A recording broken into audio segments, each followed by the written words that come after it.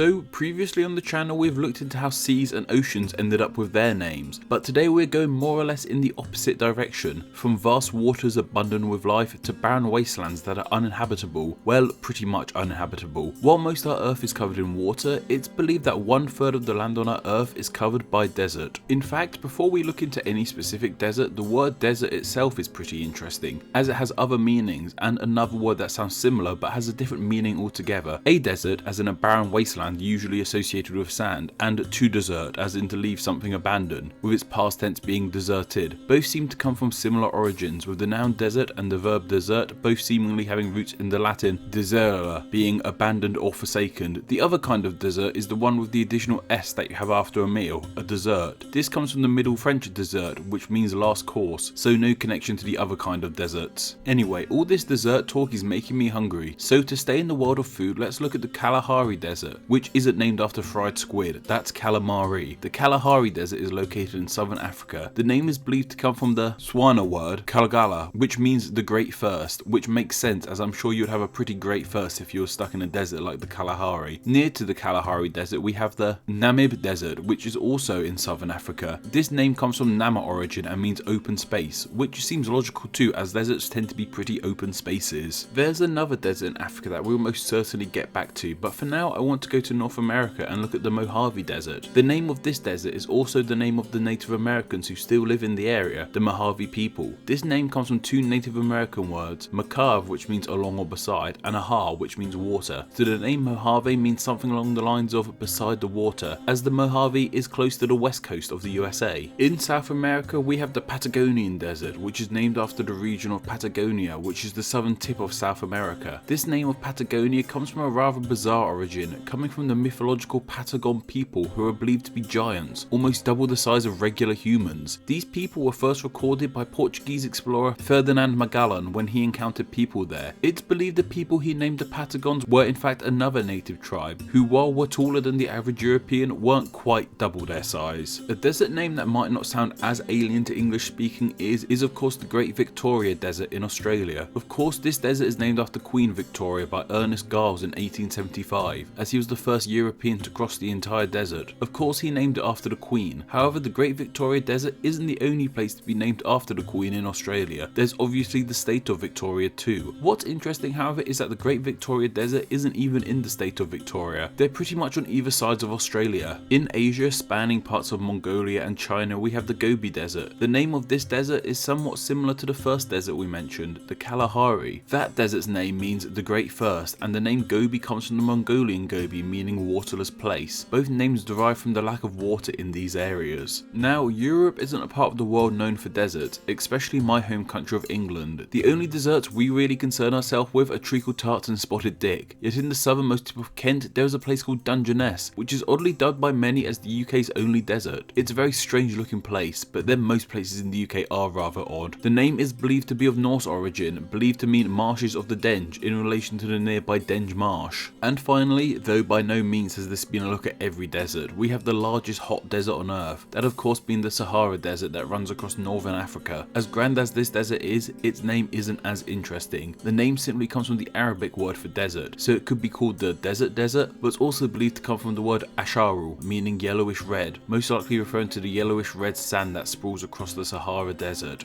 There's a reason I saved the Sahara for last, and that's because the Sahara Desert was suggested by Kelvin Pang on Patreon, and thanks to their suggestion, they will now be honoured as Name Explain's patron saint of the Sahara Desert. If you want to become a Name Explain patron saint, then why not support the channel on Patreon? Just $1 and up earns you the chance to suggest a country or geographical location on the Wednesday patron saint suggestions post for the next patron saint video. Name Explain depends on awesome people like yourself giving small monthly donations to the channel, so thank you to all my patrons. These Tuesday videos are able to exist solely because of all the awesome people who support Name Explain financially on Patreon. If you enjoy these videos and want to be a greater part of our Name Explain community, then why not support the channel? Just $2 a month gets your name here with all these awesome people. Thank you.